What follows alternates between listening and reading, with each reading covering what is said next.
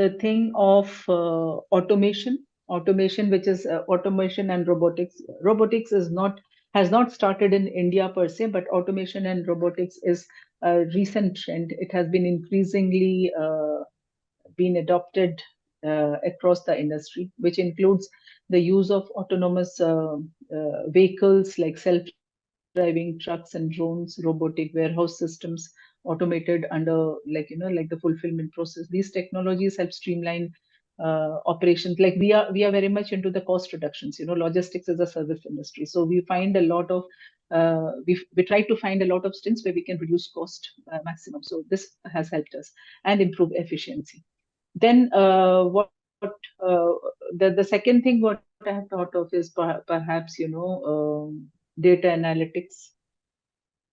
Data in this we are leveraging a lot of data analytics and Internet of Things, IoTs.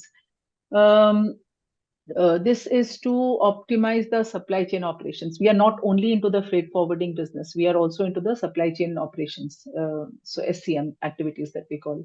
Now, this helps us for the real-time tracking of shipments, productive analytics, and forecast demand. That is mostly demanded. And in our industry, and specifically in our company, basically, ours is a French company, so we are very high into handling the niche products, if I may name a few, like Louis Vuitton, Christian Dior, Tod's, Garnier, etc. So for them, it is very essential to give them, these kind of services like predictive analytics, forecast demand, data-driven decision making, essential for managing complex logistics solutions, etc.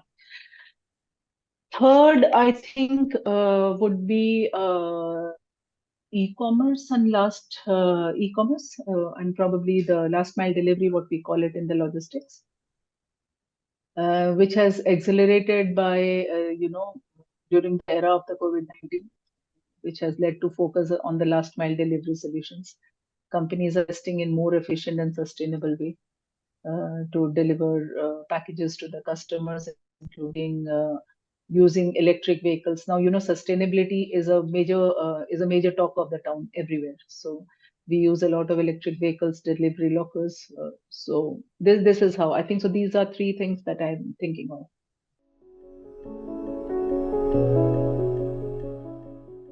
The logistics industry was expected to evolve by 2025 based on the trends at one point of time before the pandemic.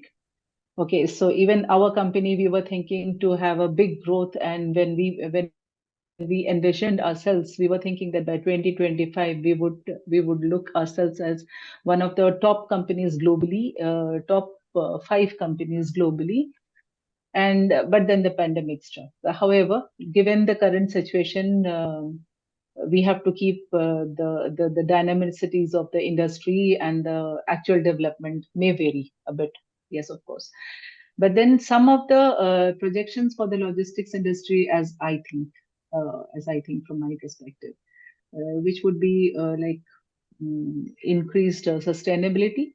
Like by 2025, the logistics industry was expected to make significant strides in sustainability. This is what I mean.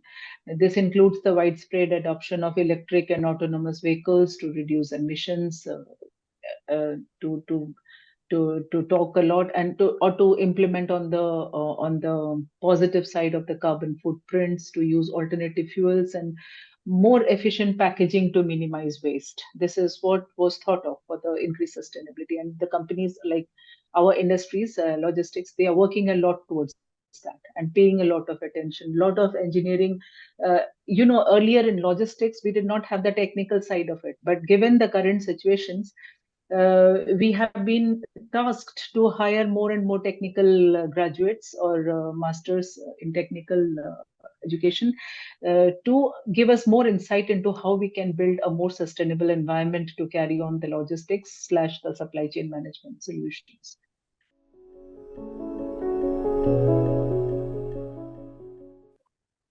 I will give you just 2 bullet points. One is people management, one is people management, and one is granting owners of the job of the business.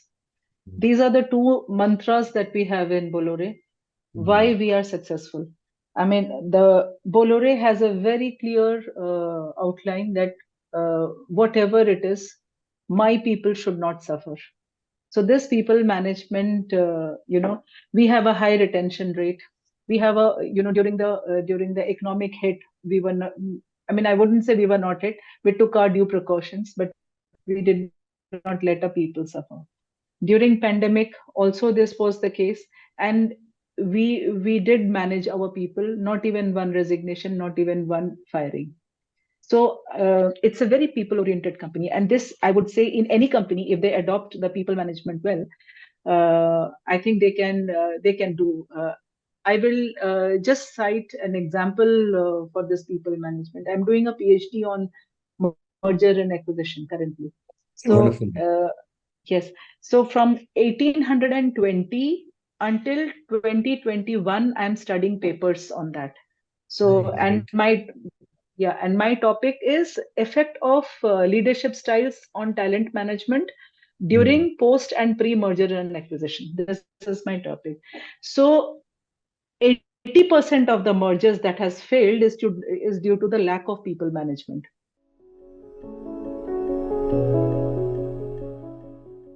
I studied sales, but I became a HR professional.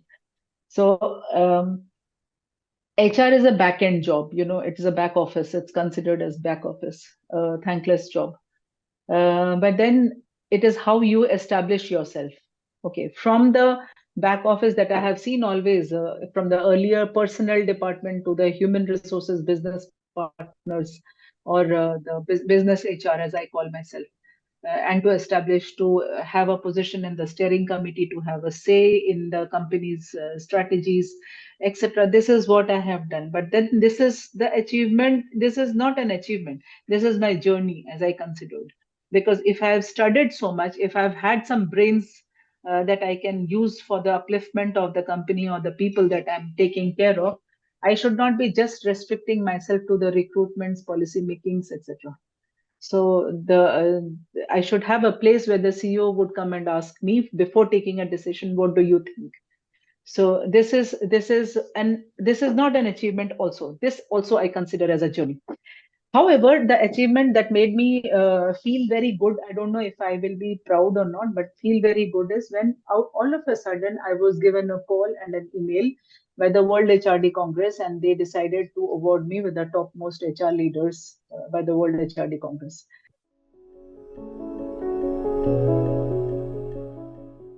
I'm a very passionate worker, and I Mm. love my work. I enjoy my work. It's not I love my work. I enjoy my work. If I don't enjoy one day, I will leave. Yes. So for the last 24 years plus, I have been enjoying my work. I mean, irrespective of the fact, it's a habit that I get up and I come, and with full passion and vigor that I come for work. Not a Great. single day of regret. So that's what has keep me. That is what is keeping me going.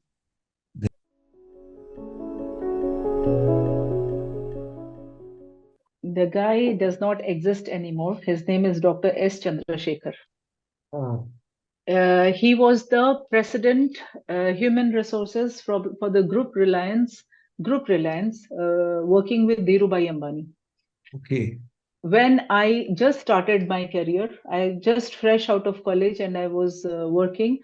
In the second month of my joining in the company of Excel, initial days of my career, I was early 20s when I met Dr. S. Chandrasekhar. I really, really admire the guy. He's no more. He's passed away. But with the lessons that he has taught me, the three or four punchlines that he has given me during some of our meetings, I would not forget. And I tell them in any of the sessions that I get to speak in any management college, to the young trainees, to the people, to the management, whoever. A guy truly I admire. His name is Dr. S. Chandrasekhar.